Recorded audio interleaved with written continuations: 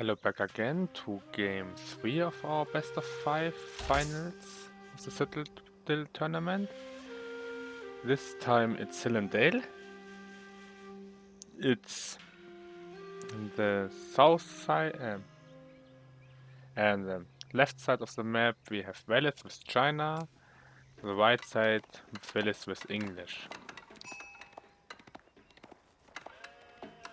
So to be fair, I would have expected a little bit to pick the Fillis to pick AoE in this matchup, but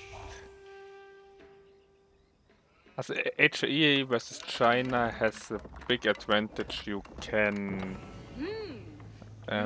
out snowball China a little bit and push them till Castle Age, while English has a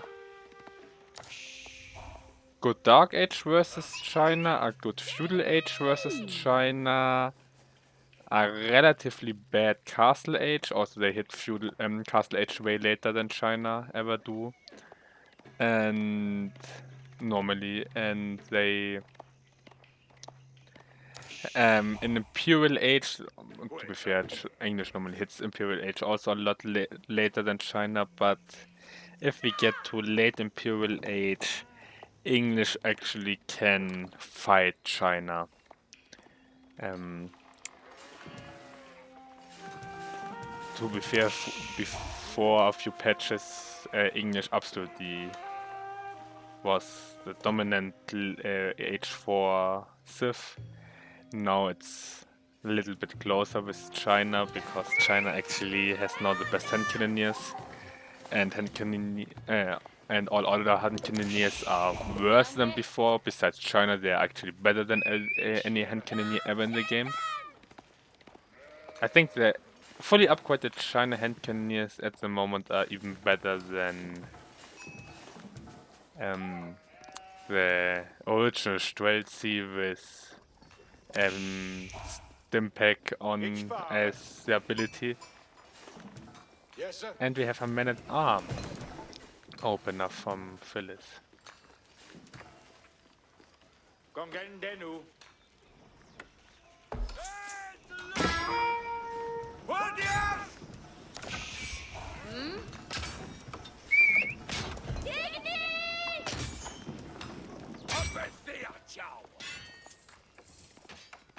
And Vellith is missing. Oh, that was huge. That the villager died. He microed the Imperial official to get the gold from the mill, and because of that the villager died. And didn't drop off the gold as well, I think. That's gigantic for Fillis.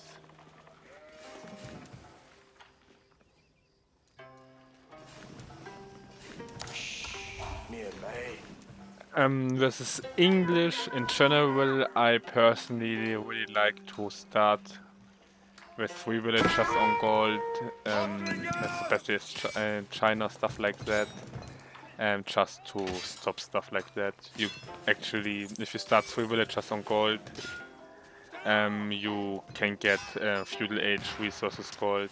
It's a little bit less effective than other build orders, but the nice thing about it is the man-at-arm. If English decides to man-at-arm push you, they are absolutely fucked because you've hit Feudal Age before them and just can't push them then. Here is still the case, but he did damage, caught the villager, and forced even an early Barbican of the Sun out. Also, I don't think you need a Barbican of the Sun with man-at-arm opener. If you see man-at-arm opener, I think Imperial Academy is better. First of all, you don't really want the gold here. Also, you don't need the gold, you want more or less a second CC. Yeah, you might want Song Dynasty, but the nice thing with the Imperial Academy, you get the double text gold. So you actually can get the gold without collecting the gold from the gold vein, and you could now just build an arch or stuff like that and just push the man at armor away.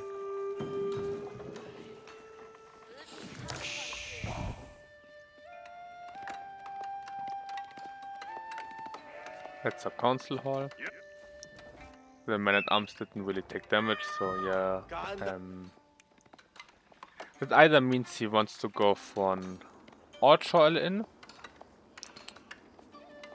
push after that. He just wants the council hall for archer production, it's also fine. If he wants to go for fast castle age, I think the Abbey of the Memes, Abbey of Kings, is actually better because you can heal up your man at arms and you can heal up your knights later really easily. And you don't really need the council hall at all.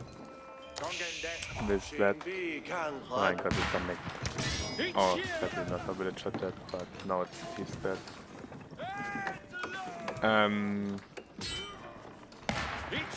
That's also a small mistake of Vellith. These 3 villagers should be here on the mill, and 3 of these villagers should be here on the wood. If you have damaged villagers, you always want them on sheep next to your TC so they don't die.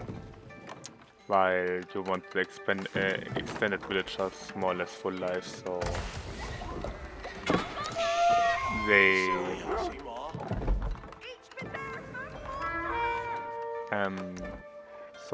they don't die as fast.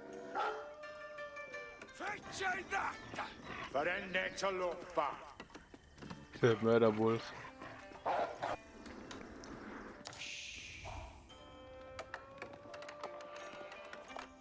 Doesn't he have vision?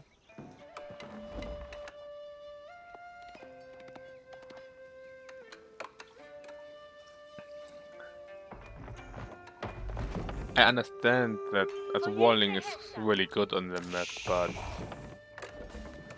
if he had vision of relative space, he would see there's only an archer range, and archer range are quite useless normally.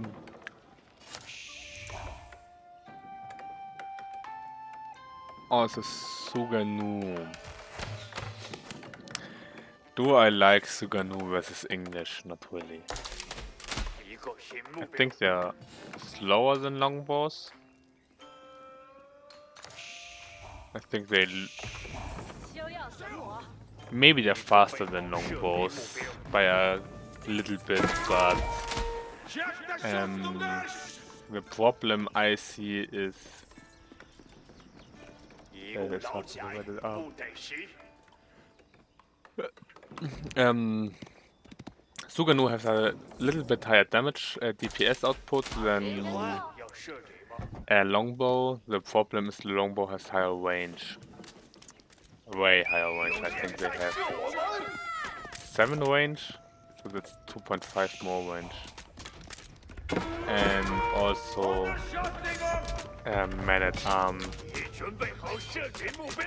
only get 3 damage from them, so are they feudal age man at arms?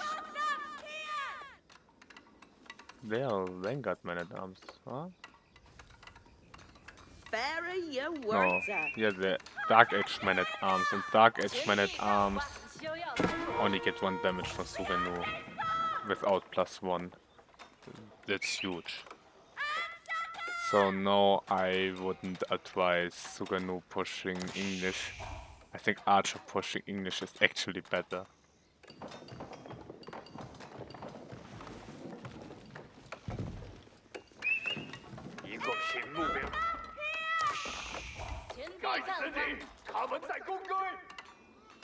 Because archers actually win versus longbows. Oh, it's a relatively fast castle age. So I don't really understand the council hall. Because he goes knight, so Abbey of the Memes would be better, but you couldn't afford archers then. Because he doesn't have the wood. What needeth be undone? Building done. It looketh good.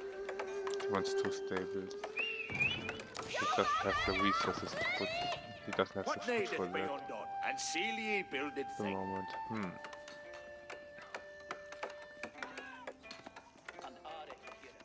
Arita, what needeth work? To be honest, I think Abbey of Memes with the man-at-arm build is in actual fact better. You're right to build some work. Looketh good. Especially versus stuff like China, you know they want to boom more or less.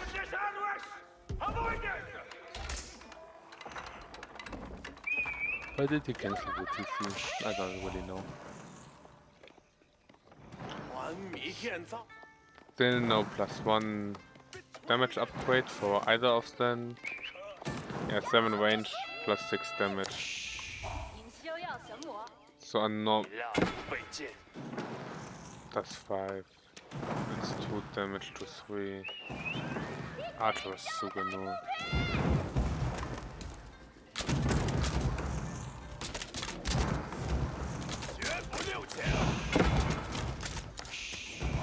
That's exactly what I mean, and it's still a Vanguard man-at-arm. If that would be a Feudal Age man-at-arm or even Castle Age man-at-arm with Ironclad, the Sugano never. I don't think they do know, but that's the problem with Sugano versus English longbows man-at-arms. Just win versus Sugano really hard.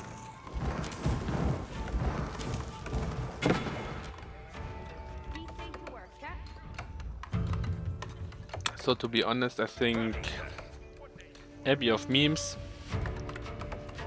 archery range instead of the stable, and then maybe a second archery range later, but if you don't non-stop put if you don't put use from Feudal Age onwards longbows, I think Abbey of Memes is in most cases better, and that's quite a horrible visual bug. Why are the arrow sling, the bow sling bugging behind the villagers like it's drawn? No, it's okay again. Holy shit.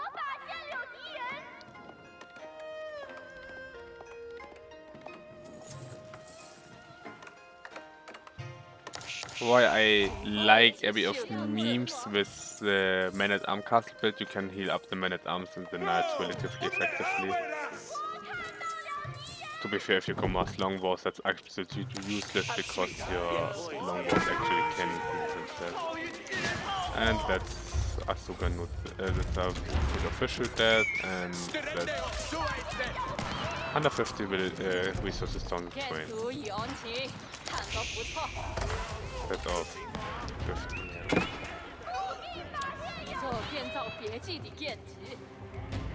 Still doesn't have that big of a village LAT kills this longbow. The hand cannon has a higher hit range than the arrows? That's interesting.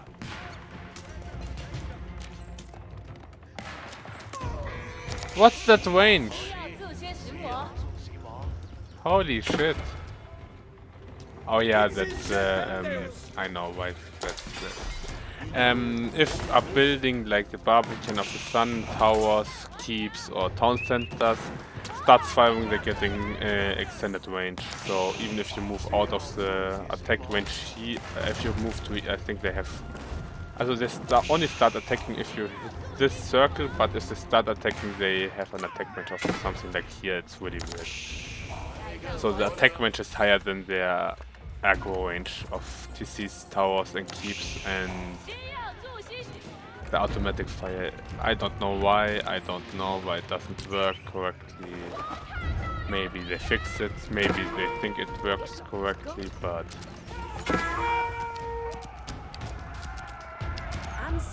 oh, I love that play. That is the quintessential perfect English play. Get a as forwards as possible keep. First of all, it gives you Network of Citadel, what's amazing, and second of all, it gives you siege production like trebuchets.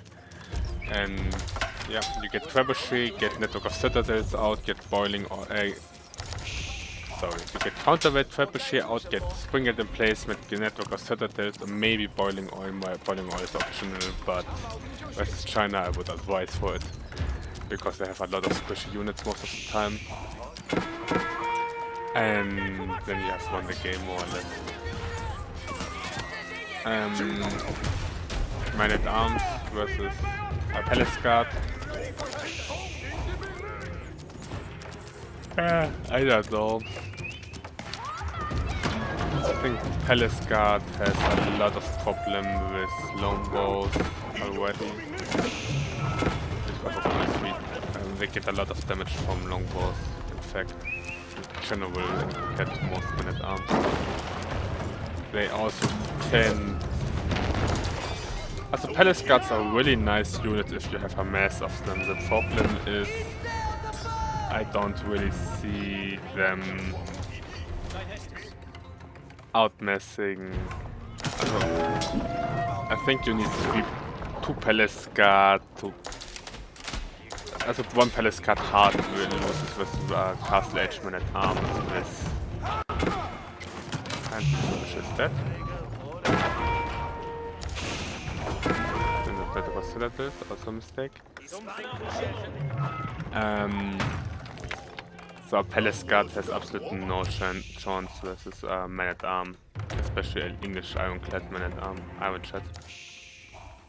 What needeth be undone? Plus 2 ranged melee armor. It's really good versus Palace Guard.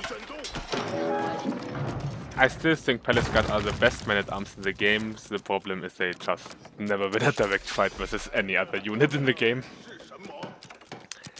While English Man at Arms win versus every other Man at Arms besides HOE Man at Arm. Maybe they also lose versus Delhi Man at Arm, I'm not sure about that. Also with Horn Blade, the +3 attack damage is quite good for... the +3 attack damage is quite good for Man at Arms. The difference is HOE Man at Arms has +2 from our upgrade and then they have +6 versus armored units, so they have +8 versus the other Man at Arms, so no, you can't fight that with Man at Arms. Also, he should still mine stone. I don't know why he stopped mining stone. Oh, sweet. English. That's quite, I think, to be fair, so good, but the English, he still has a little bit less villager production than China does. China with Song Dynasty and 2TC are on 3.1 TCs, while English is only at 3 from the villager production time, but it's not gonna push it down. I think Vellith is out of food and he can't really get wood anymore. That's the problem with Citadel. If you can get... oh, he has here a lot of wood and food. But yeah, that's the thing, if you can... Citadel now has a lot more different wood places. But before that, we sometimes never got wood in this map. And if this is... Hill and Dale is probably the best map for tower rushes because you normally... you can't really tower gold, but you more or less always can tower wood line and towered wood line is not good. 工程器有事。大家都准备好了。 Did that rebel shield just fire on unit?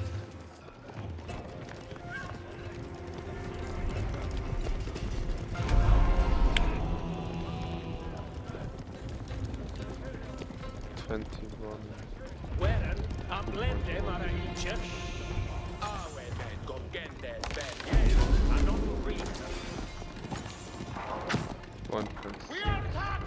建筑有请，看着不错。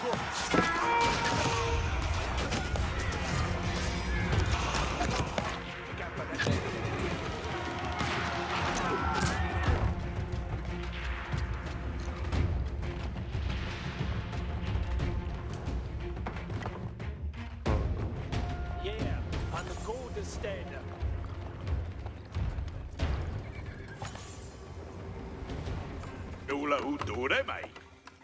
Yeah, that's the nice thing, you can just produce mass longbows out of the council hall and just produce crossbows out of two archer wages.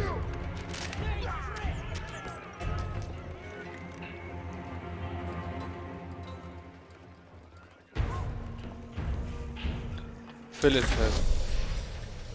had shown in every game amazing relic control. I think he got every relic in every game. Yeah, in the second game he didn't get all the relics because it was over before that part. First game he got 5 relics, this game he has 5 relics.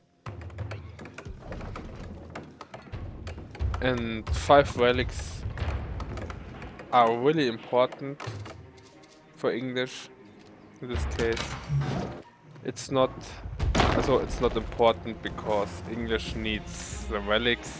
English is the only civ who can give they don't really care, they just get farms in late game and get gold from that. I already get that. But if you can get relics with English, English is the worst civ, it's the civ who needs the least the relics, but it's really good to have the relics because you can deny every other one relics.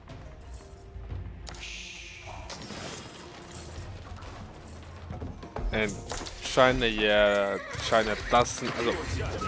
China is interesting. I personally think China is probably one of the top civs for relics.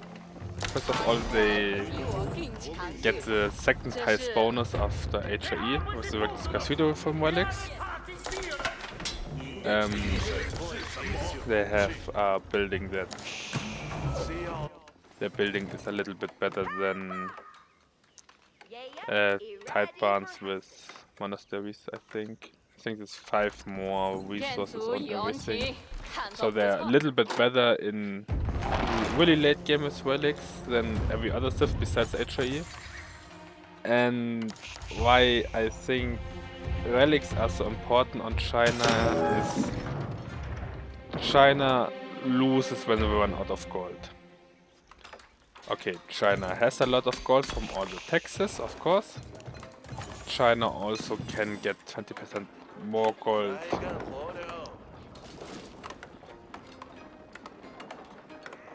from supervise.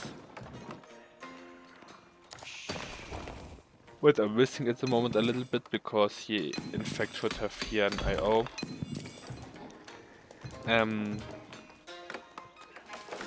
You want always an Imperial Official on gold and you want always an Imperial Official on wood. You might even want an Imperial Official on your stone if you mine stone a lot. To be fair, he only has 3 on stone, so that might not be the best case. Also, I don't like that it splits up the gold. With China and with Mongols, you want all your villagers always on the same gold. Because if you do it like that, you lose 20%. Also, China has 20. In theory, China has 20% more gold on its gold vein than other civs and Mongols with their H3 landbacker 50% more gold in this gold vein. So if you mine this gold and this gold, also both are on the Imperial Official, that's just 8,000 gold you can mine. That's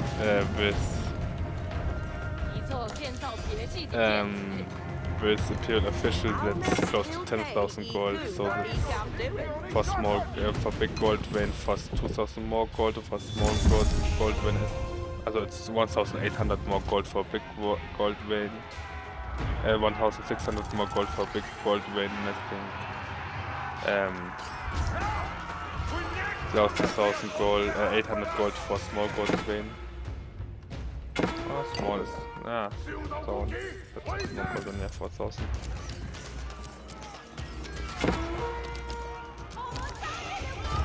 And while, funny enough, Fillis should be the opposite, he should be on as many golds as possible because he never has the fear of running out of gold. So China's goal is to secure as much gold as possible, because China actually doesn't really want to go on trade late game. Late game trade for China is okay, but you have to defend it. Your villagers are more efficient than other villagers, you get faster villagers than others, so you would prefer to play with villagers than traders more. And protecting your trade on this lane map is not the easiest thing. Right. Yeah. With China probably has even more gold than Mongols in theory because of all of the taxes.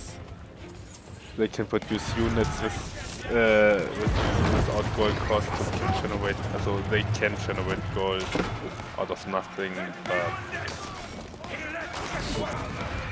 it's a lot slower than English. English actually has a good gold income from nothing, while China has a relatively slow gold income from thing.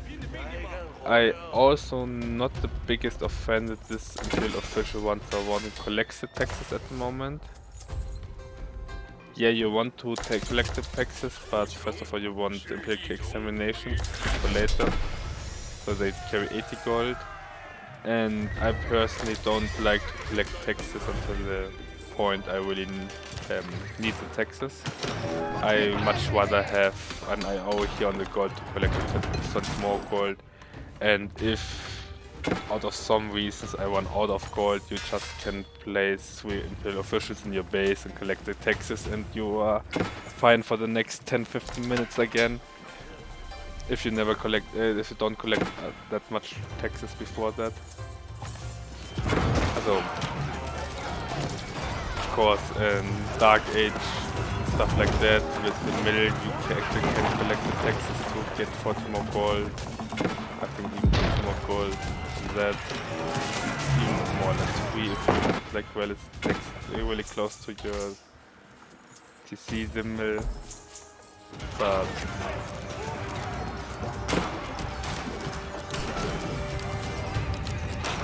I'm not sure. To be fair, if he runs around now and collects the gold, it would be fine, but the problem is if you don't, this I should probably I'd rather stay on the gold than on the stone. Because first of all, stone, there's a lot less stone on the map overall. And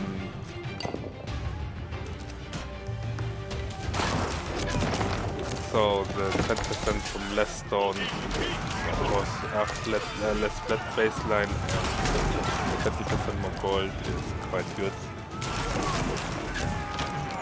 Best case you want them both. So yes, stone, Imperial Official on stone, wood and gold. The only one you need you don't need it later is food, because you have already, if you get the farm transition, you have already the best. You already have one of the best food incomes in the game. Besides English, they have free farm transition or cheaper farm transition, and actually better farm.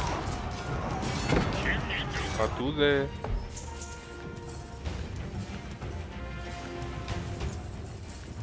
$10.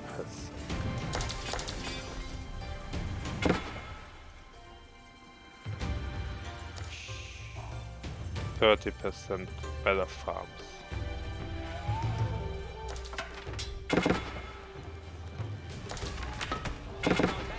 Okay, with tweak when we stacked on each other, the 30% more. Yeah, that's GG.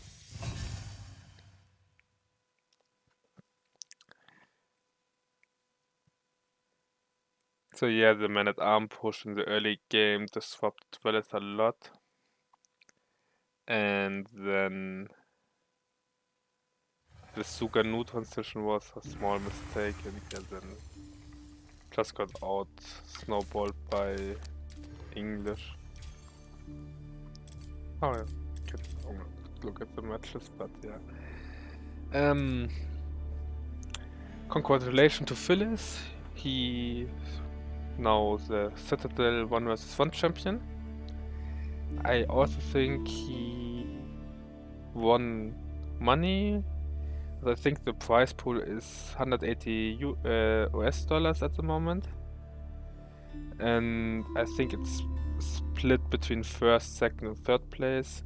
So Fillis is first place, Vellith is second place, and either me or Fried Chicken is third place.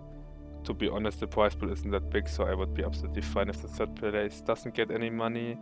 So probably I think the split will be 100 euros or $120 for Fillis, and the rest goes to Vellith, something like that.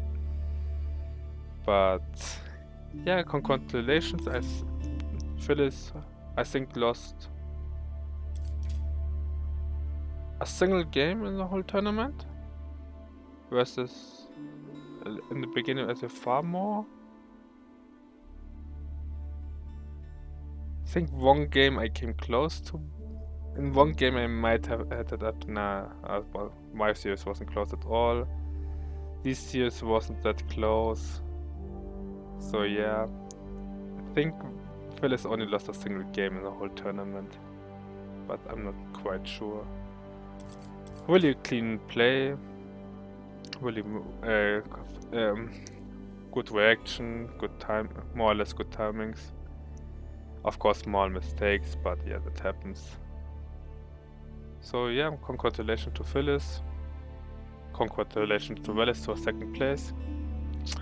And yeah, sadly the last, the quarterfinal game between me and Vellith I couldn't show you because the patch, but they looked, also these games looked a lot more closer than the games between me and Vellith in both series.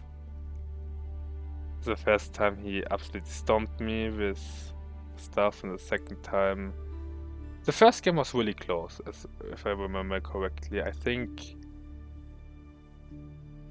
I had a sacred victory timing with, and he stopped this last sacred side the key around 10 seconds before it went up.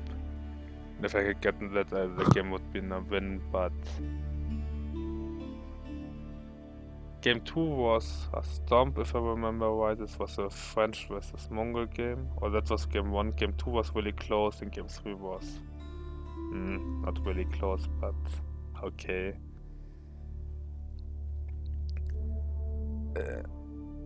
It looked like a lot. My series as well as I tried a few stuff, didn't think it completely out, didn't know the matchup, and Vellith just played relatively normal and won with that, and here was the same case. And yeah, Fillis is Conqueror 3. I'm a Platin noob officially at the moment. Yeah, me and Vellith are both Conqueror 1, 2 level and Fillis is Conqueror 3 level at the moment. Maybe I'm only Diamond level, I didn't play that much. But yeah, congratulations. I think you played really nice games. I really loved the transitions, the relic control of him. His army composition made sense. To be fair, on a bigger map, I would have loved more open maps to see how he operates and stuff like that, but yeah, I think they were all more or less interesting games. And yeah, see you guys, and best of luck you guys in your games. See you, bye.